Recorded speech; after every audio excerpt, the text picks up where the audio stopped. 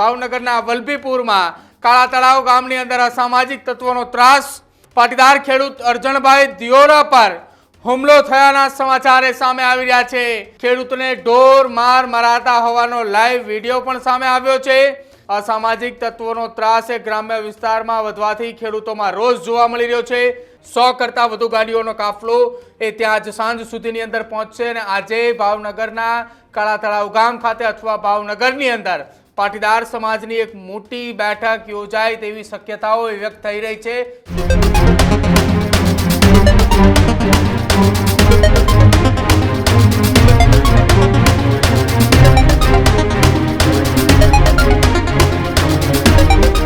નમસ્કાર, આપ જોઈ રહ્યા છો ન્યૂઝરૂમ ને આપની સાથે હું છું પ્રદીપ। સમાચાર એ ભાવનગરથી સામે આવી રહ્યા છે કે જ્યાં અસામાજિક તત્વોએ બેફામ બની રહ્યા છે। ભાવનગરની પોલીસ વિભાગ અને ભાવનગરના પોલીસ તંત્ર ઉપર સવાલ ઉભા થઈ રહ્યા છે કે અસામાજિક તત્વોએ ભાવનગરની અંદર બેફામ બન્યા છે। ખુલ્લેઆમ ભાવનગરના વલભીપુરમાં કાળા તળાવ ગામની અંદર અસામાજિક તત્વોનો ત્રાસ, પાટીદાર ખેડૂત અરજણભાઈ દિયોરા પર હુમલો થયાના સમાચાર સામે આવી રહ્યા છે। ખેડૂતને ઢોર માર મરાતા હોવાનો લાઈવ વિડીયો પણ સામે આવ્યો છે। આ વિડીયોની અંદર એક શખ્સ ખેડૂત અરજણભાઈ દિયોરા નામના વ્યક્તિ ઉપર બે શખ્સોએ હુમલો કરતા હોવાના દ્રશ્યો સામે આવ્યા છે। કાળા તળાવ ગામના ખેડૂત પાસે ખંડણી માંગવા બાબતે આખી આ ઘટના બની હોવાનું સામે આવ્યું છે।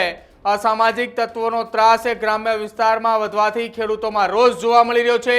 આપ જુઓ દ્રશ્યોની અંદર બેફામ અસામાજિક તત્વો ખેડૂતોને મારી રહ્યા છે। ભાવનગરના કાળા તળાવની અંદર બનેલી આ ઘટનાને મામલે સુરતમાં પડઘા પડ્યા છે।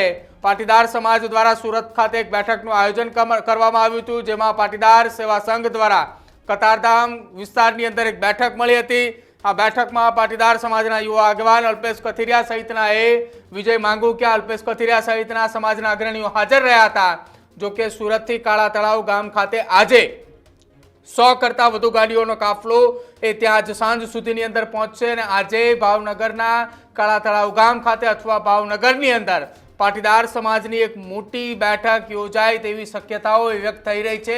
કેમ કે ગતરોજ જે ઘટના બની હતી એ ઘટનાના પડઘા મોડી સાંજ સુધીમાં જ સુરત ખાતે પડ્યા હતા અને સુરતમાં મોડી રાત્રે 10 વાગ્યા બાદ આ એક મોટી બેઠક મળી હોવાની સંભાવના વ્યક્ત થઈ રહી છે। આ બેઠક મોડી રાત્રે 10 વાગ્યા બાદની મળી છે। તત્કાલે બેઠક બોલાવવામાં આવી હતી અને આ જ બેઠક મામલે આજે ભાવનગર ખાતે મોટી સભા થાય તો કદાચ નવાઈ નહીં અને લગભગ ભાવનગરમાં જો આજે સભા યોજાશે તો એક સાથે 2500-3000 કરતાં પણ વધુ પાટીદાર સમાજના લોકો આગેવાનો એકઠા થઈ અને મોટી બેઠક કરે તો કદાચ નવાઈ નહીં। કેમ કે થોડા દિવસો પહેલા જ ભાવનગરમાં પાટીદાર સમાજની એક બેઠક મળી હતી। પાટીદાર સમાજના યુવા આગેવાનોની એ બેઠક હતી, જેમાં મનોજ પનારા, દિનેશ ભાંભણિયા, અલ્પેશ કથિરિયા સહિતના આગેવાનો જોડાયા હતા અને હજુ આ એક ઘટનાને લઈ આજે પણ કદાચ બેઠક મળે તો નવાઈ નહીં। જ્યારે આ ઘટના બની રહી હતી એ દરમિયાન બેફામ અસામાજિક તત્વોએ જ્યારે ખેડૂતને મારી રહ્યા હતા એ દરમિયાન શું કઈ ઘટના બની અને શું એ બોલી રહ્યા હતા સાંભળો। એ પણ માર ખાવા તમારો ના ભરવાનું જ ના પડી, પણ એ મારે એમ બેહવું છે એટલે મારે બેહવું છે।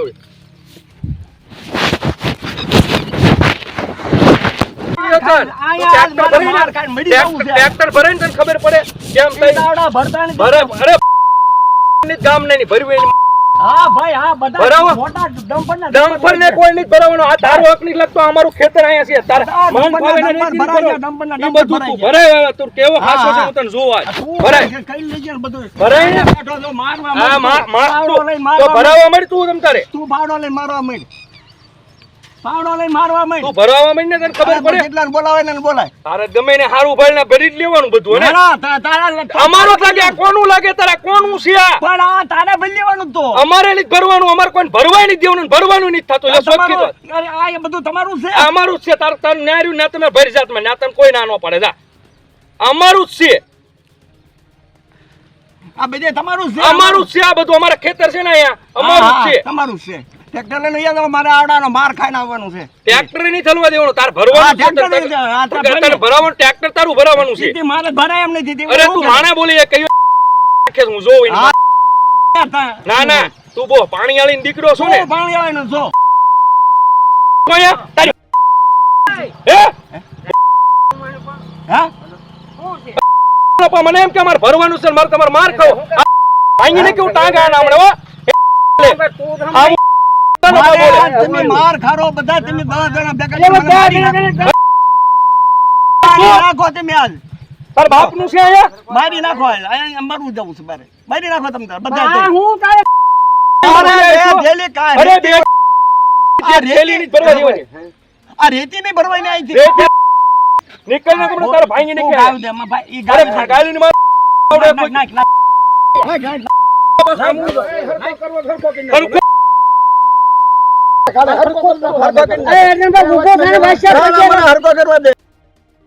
આ દ્રશ્યો ભાવનગરના કાળા તળાવ ગામના હતા કે જ્યાં રેતીને લેતી દેતી બાબતે આખી આ ઘટના એ નદીની અંદર રેતી માટે ગયા હતા અને દરમિયાન ખેડૂત સાથે બબાલ થઈ એવી પણ એક વાત સામે આવી રહી છે. જો કે બીજી એક વાત એ પણ સામે આવી છે કે કાળા તળાવ ગામની અંદર ભૂતકાળમાં પણ આ જ અસામાજિક તત્વોએ આ ખેડૂતોને માર મરાયા હોવાના આરોપ પણ લગાડવામાં આવ્યા છે.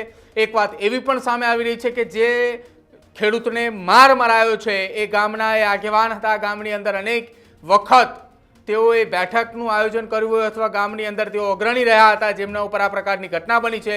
તો આ આખી વાતને લઈને અનેક એવા સવાલો ઉઠી રહ્યા છે કે શું ભાવનગરના ગ્રામ્ય વિસ્તારની અંદર કાયદો અને વ્યવસ્થાની સ્થિતિને લઈને સવાલ એટલા માટે ઊભા થઈ રહ્યા છે કે જો ભૂતકાળની અંદર આ શખ્સ દ્વારા ખેડૂત પર હુમલો કરવામાં આવ્યો હોય તો પોલીસે એવો દાખલો કેમ ન બેસાડ્યો કે જેના કારણે બીજી વાર આ ઘટના બની.